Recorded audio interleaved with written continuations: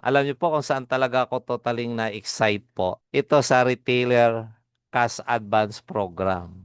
Alam niyo po before, nung mga panahon na nag-uumpisa ako sa network, napakahirap po. Honestly po, napakahirap. Alam niyo po kung bakit? Kasi wala ka namang wala ka namang basic income. Kundi ang income mo lang pag may sales ka, may recruit ka. Pero sa Stellar, grabe pwede mong i-cash advance yung commission mo.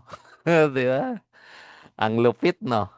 Mga partner, no? Pwede mong i-cash advance ang commission mo. Meron ba kayong alam na kumpanya na sabihin mo, punta ka sa presidente, Pres, ang ganda ng business mo. Gagawin ko to. Pwede bang i-cash advance ko yung magiging commission ko? Bibili ako ng produkto. Magkano ba yung gusto mong bilhin kong produkto? Basta't ang commission ko, i-cash advance ko at deductionan mo lang ako ng 20% hanggat mabayaran ko. Mayroon bang ganon? Wala. Dito lang sa Stellar ang mayroon niyan. Gusto niyong malaman? Ito, kung gusto mong i-cash advance yung commission mo, bumili ka ng product. Yun lang naman ang condition ng company. Bumili ka ng produkto. Magkano ba yung gusto mong cash advance buwan-buwan? So kung 5,000 lang buwan-buwan, kung 5,000 po ang i-purchase mo, ang magiging cash advance nyo po ay 750 buwan-buwan. Sa loob po yan ng 1 year. Siguro naman, next year, after 12 months, tumatakbo na yung 4 ways to earn mo kanina. Pero kung hindi sapat sa'yo ang 750 buwan-buwan para gawin tong negosyo na to, edi mag-purchase ka ng product na 10,000. Mayroon ka ng 1,500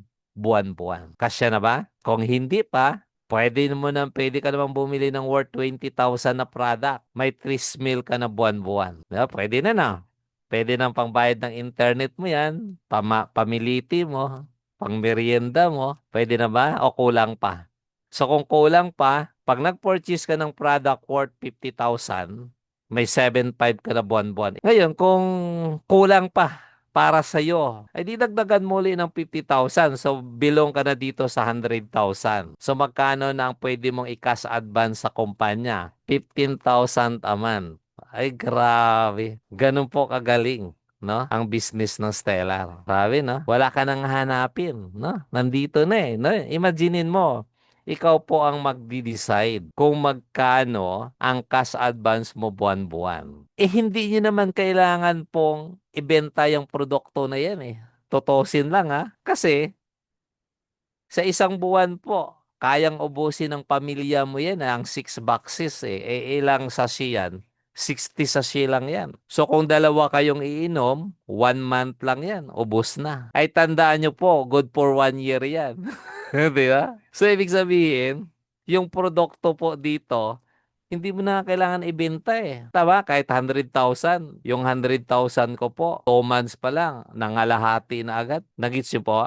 Ngayon, ito naman, doon sa medyo tight ang budget ika nga, diniskartihan mo pa yung pang-purchase mo, napakasimple lang naman po. Kasi nga, bumili ka lang ng produkto. Halimbawa, bumili ka ng produkto na worth 10,000. Ay magkano po yung produktong natanggap mo? 11,880. Free shipping pa yan. Dumarating po yan sa bahay mo. Wala ka ng, shipping expenses. So kung ibibenta mo talaga, mayroon kasi mga tao talaga gustong ibenta di ba? Bahala ng yung kapitbahay nila maging healthy. Siya hindi. Basta ibibenta niya. Gusto niyang bumalik ang pera niya So imagine niyo po, may ginansya ka na agad na 1,880. So, siyempre pag naibenta mo yan, uulitin mo na naman. Bibili ka na naman ng worth 10,000. Ay may ginansya ka ng 1,880.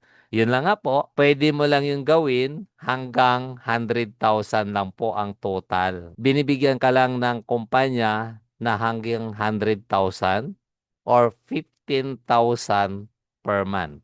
Sa loob po yan ng 12 months. So maliwanag po? Ano? Di ba? Habang binibuild mo ang network mo, habang nagbe-build ka ng community mo, walang problema. Bakit? Kasi mayroon ka ng panggastos buwan-buwan. Ayan, sobrang ganda po. Grabe.